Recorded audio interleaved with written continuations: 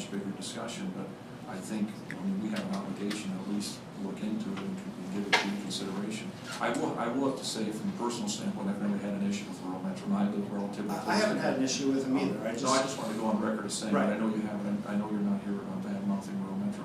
But if I would tell you, send your plan to the town administrator or to the mayor if you'd like. Okay. And we'll give it the legwork that that we can to right. try to bring this to a point of discussions. Okay. The last thing I'd like to talk about is the sheriff came up here and gave a presentation, which is greatly appreciated.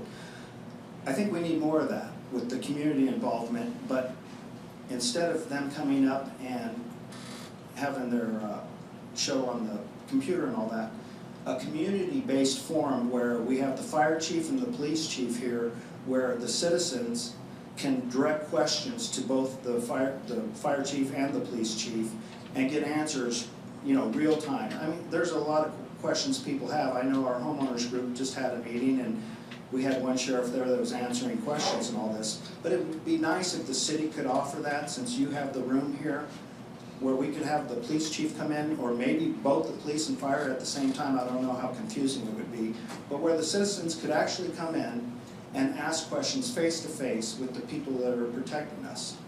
There's nothing that would keep us from doing that. I think right. that's a fair suggestion. Certainly, I mean, their presentation tonight was very informative, but we had 40 people that heard it. And if I could just say real quickly, my email will be available to anybody that wants to email me, jeff.palmer@knoxsheriff.org. Any sort of question or comment or concern. Thank you for your comments. Sure. And, I'm not knocking CAT also, the Knox Area Transit. I'm sure they do a great job.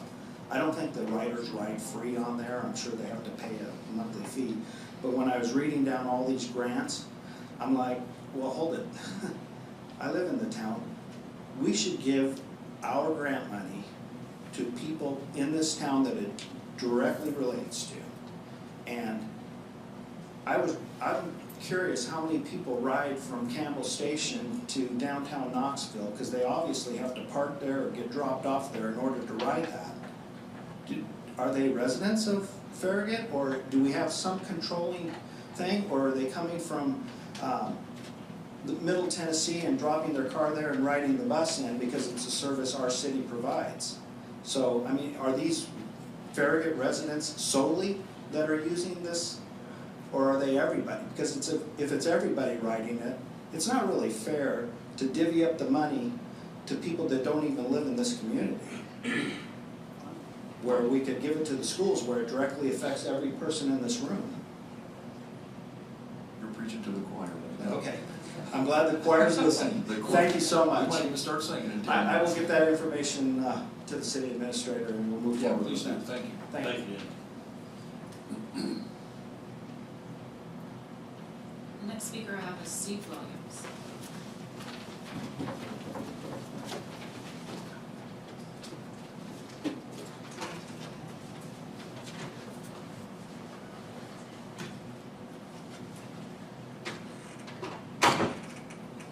Is the mic on? Okay, thanks. First thing I want to do is thank the Boy Scouts and Scoutmasters. I think you would call me an old Eagle Scout now. And the things that I learned with the Boy Scouts that I use every day. So I appreciate everything you do. It's something that I would advise for you. Thank you for, I think I'm correct in saying that the metal building ordinance is postponed. Is it sent back to the planning commission? Or is it just? We haven't really got that far yet, but we do need to clarify a few things in the ordinance, certainly, that before we send it back to, we've got to figure that out. Okay. We're not quite sure yet.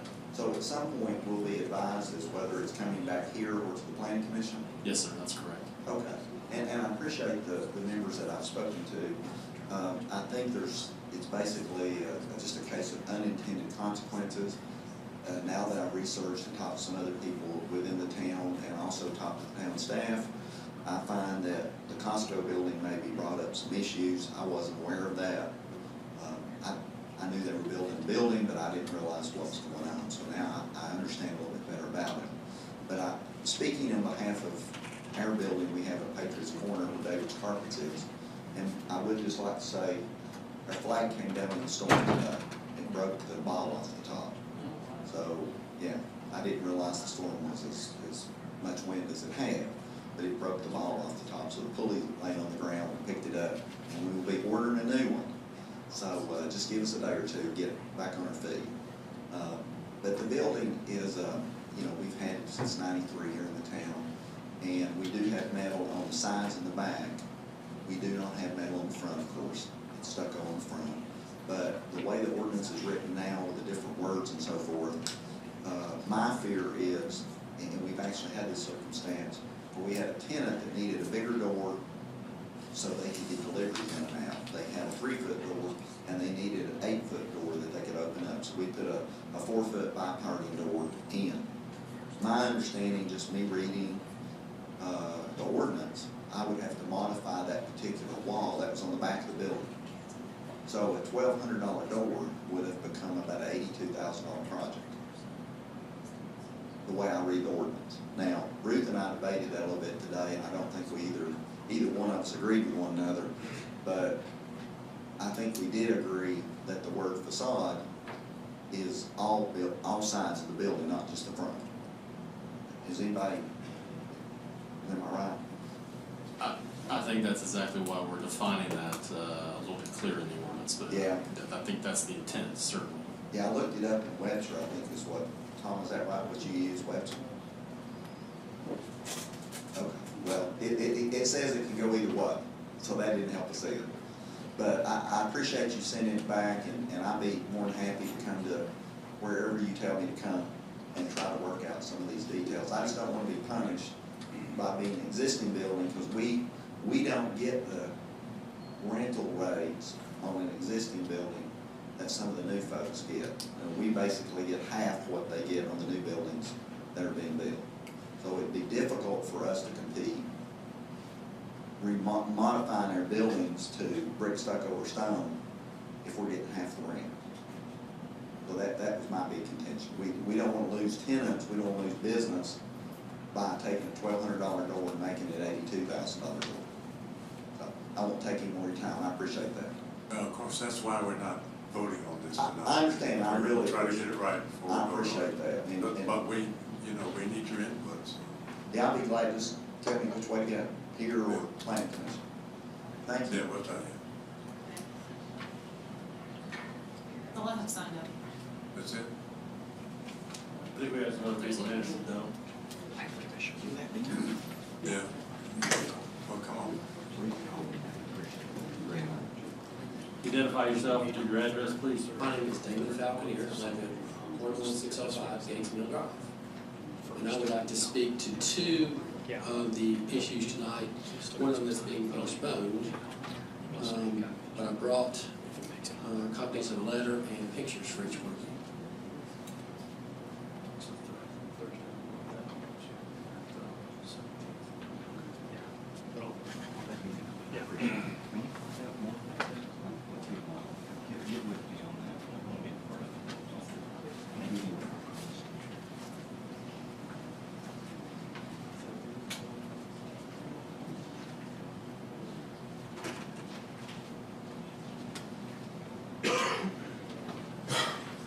I'd like to read my letter.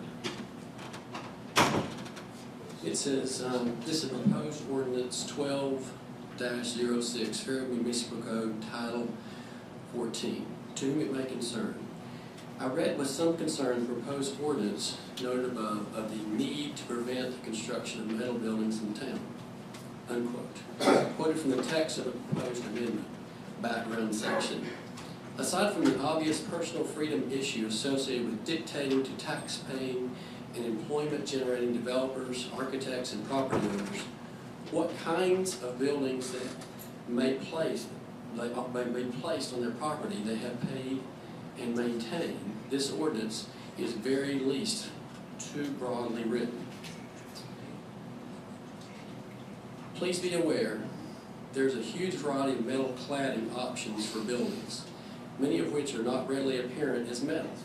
Not all metal cladding products look like what is generally known in the industry as vertical ribbed exposed fastener metal wall panels or corrugated metal wall panels, such as found on most industrial type buildings.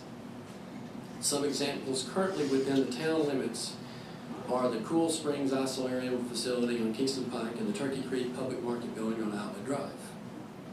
As the ordinance currently reads, its adoption would limit to 15% amount of metal which could be applied to any facade. To simply place a strict limit on metal, in quotes, would preclude the construction in Farragut at least of very attractive landmark buildings such as the AAA building on 5th Avenue. There's a picture of that in your facility, in your manual there, in your attachment.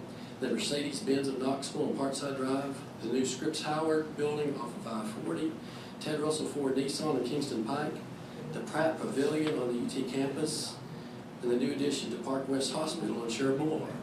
All of these buildings are clad with attractive, advanced technology, energy-saving, and sustainable insulated metal panels. These products come in a variety of colors and finishes and provide a low-maintenance exterior, contribute to a building's sustainability by adding insulation, reducing solar heat gain, creating a tighter building envelope against the flow of air and water. The town would be better served to rewrite this ordinance to be more specific in the type of metal to regulate. The ordinance could specify limits on the type of metal cladding rather than define a defined limit on metal. The ordinance also omits windows but does not address gutters, downspouts, fascias, soffits, and other commonly located metals on the building. It's also not clear to delineate between roofs and facades, which could be exploited by clever designers and which could lead to a dragged out battle with either the building code administration and the planning staff. In addition, the 15% clause does not take into account the fact that frequently not all sides of the buildings are visible from the street. There should be no need to force owners to spend additional monies on invisible rear of the building just to have avoided the walls covering in metal. A metal wall nicely detailed is no less attractive than a painted concrete block wall that forms the rear facade of most retail buildings on Parkside Drive. As an architect and a resident of town of Farragut, I believe the town is acting in short-sighted and reactive manner without full knowledge of the ramification of said action. It's not in a municipal's best interest to be seen as reacting too quickly and too generally to a perceived problem, to say nothing of overreacting and the implications of limiting the use of potentially energy-saving, sustainable materials. The issue must receive more careful consideration before such unnecessary board action is taken. Please reconsider voting for this ordinance without further review of its specific wording and until more research and education can be devoted to this matter. This ordinance should be tabled and rewritten because the vague and sweeping language is confusing, especially concerning existing facades. Limiting the design creativity and use of materials will potentially act as a deterrent to sustainable design. And we have other unintended consequences going forward. It's simply not possible to legislate good design. Likewise, just because a building is clad in brick doesn't make it beautiful or sustainable. It's possible to accomplish the town's goals of encouraging aesthetically pleasing, consistent design without sweeping regulations limiting certain materials, especially with such vague language. And if you'll notice, the Pratt Pavilion is your first picture. AAA down below, of course, is Park West Hospital. Ted Russell Ford's the next one. Of course, the Scripps Howard's the next one. This is a building called Indian Barbecue down on Sutherland Avenue, still McGee Tyson Airport. Another building downtown Knoxville with metal cladding panels. New Mercedes building. The CAT rental building you'll see on the left won numerous MPC awards. This building is corrugated metal panels. It's a great design, but it's just still corrugated metal panels. And then the building down below is the new Sentinel building. And the building in the back is a building our firm just finished in Crossville. It has metal panels, very tastefully done. So I would like, and like Mr. Williams mentioned, I'd love to be a part of a forum where we get together and talk about this particular ordinance and try to hammer it out in such a way that it would actually meet what the town needs. Thanks. Of course, this is why we have meetings, and this is why we have two readings of any ordinance. So it's just part of the process. Thanks for your comments. I have, can I do the next one? Sure. Ordinance 1205.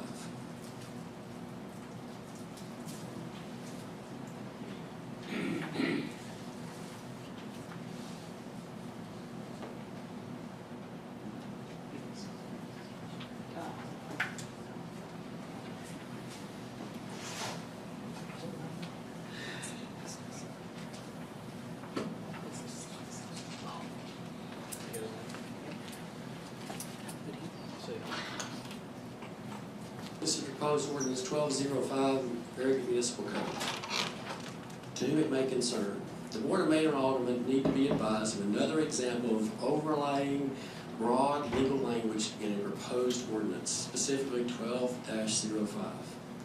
Section 5-302 states in part that the privilege licenses shall apply to all vocations, occupations, and business within the town, and that the privilege license applies to all commercial, office, and home-based businesses.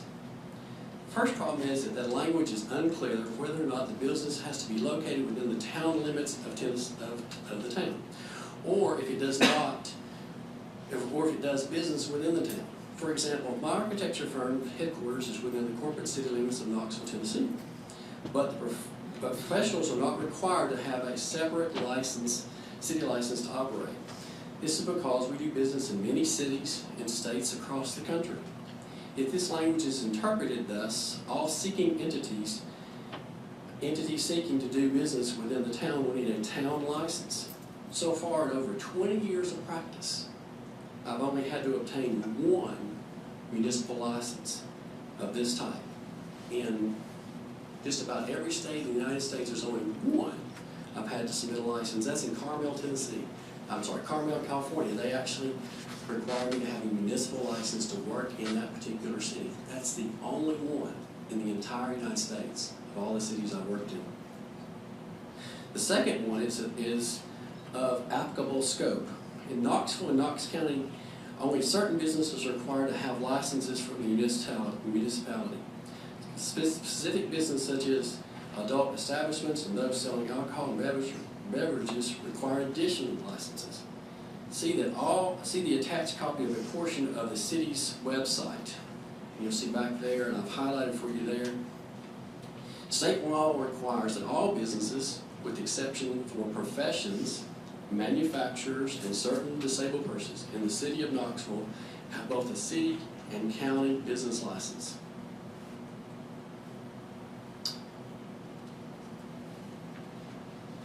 So not all vocations, occupations, and businesses are required to have such a license.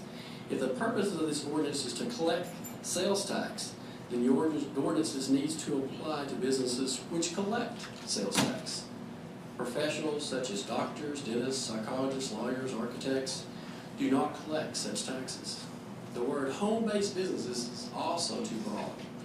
While a home-based business could fall under the definition of TCA Code Annotated 64-7-702A2, just as an architect would be who works out of his home, or other such ventures could include a high school student who dog sits or mows lawns. A more clear definition of the office and home-based business should be included in the final version of this ordinance. Finally, if the purpose of this ordinance is to actually identify and aid and support businesses, then adding an additional layer of bureaucracy via license with penalties and fees is certainly not the best way to do so. A town business database would suffice for this. Additionally, if the ordinance is poorly written and vague, the town will have to create a slew of non-complaint businesses by default which will also decrease the town's reputation as business-friendly municipality as they begin to receive violation notices by mail. Due to the vague and unclear language proposed for this ordinance, we recommend that the proposed ordinance be tabled so that the wording can be revisited. We recommend a closer study of the municipal licensing code for other cities such as Knoxville and Maryville, so that more consistent and useful ordinance can be written based on proven existing models. There's no need for a town of Farragut to rewrite the law for every proposed ordinance. Thank you. Thank you.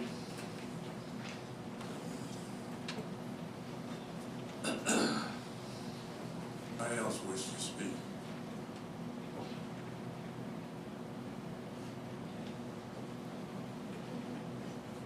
Approval of the minutes, we got two to approve. First from March 22nd. Any comments? I'll move for approval of those minutes as written. Second. All in favor, say aye. Aye. I'll abstain since it. Okay. Second one is April 12th.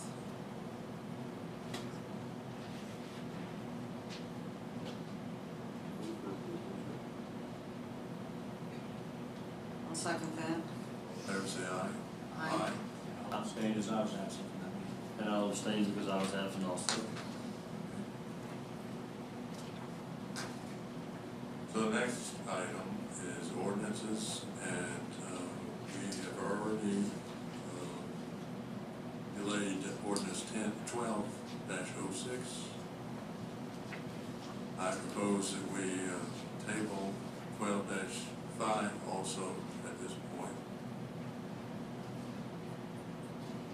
We have to vote table those two.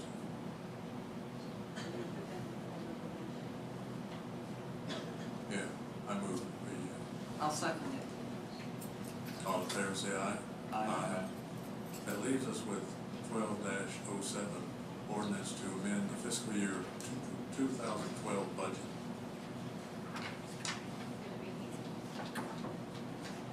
Okay, this ordinance, nothing has changed since the first reading of the ordinance, and just to kind of give you a brief overview. The general fund budget will be amended by increasing the transfers to the capital investment program by $55,000, and the capital investment program appropriate expenditures will increase $160,000 due to the Watt Road extension and Old Stage Road improvements and the Farmville Willow Creek project. And staff recommends approval of ordinance 12-07 on second and final reading. So this second reading, we've seen this before. Is there a motion? Okay. All in favor say aye. Aye. Next item is town administrator's report. Thank you, Mayor. Got some different events coming up I wanted to tell the public and the board about. This Saturday, April 28th at 10 a.m. at Admiral Farragut Park, there will be a Civil War marker dedication. I know Mayor McGill will be speaking, and Mayor Burchett, as well as the tourism director for the state will be there, as well as Susan Whitaker. So that should be a great event. On April 30th, next Monday night at 6 p.m., we're going to have our community forum to talk about our strategic plan and future CIP, and get some community input on that. I know all the board members have been invited to that as well, to be able to hear comments from the public. May 8th, Tuesday, May 8th, at 3 different times that day, we're going to have community output and open forums on our land use process that we're going through right now. If you go to farragut2025.com, you can find all the information. The public can go there. You can make your own comments online. You don't necessarily have to come to a meeting, but we certainly encourage you to give us your feedback. And so that's going to be Tuesday, May 8th, again, 3 different times that day. And also this weekend, our splash pad will be opening up at McPhee Park. So we're excited about getting that open for the season. So with that, I have nothing else to report. Thank you. Attorney's report? No report. So we stand adjourned. Thank you for coming.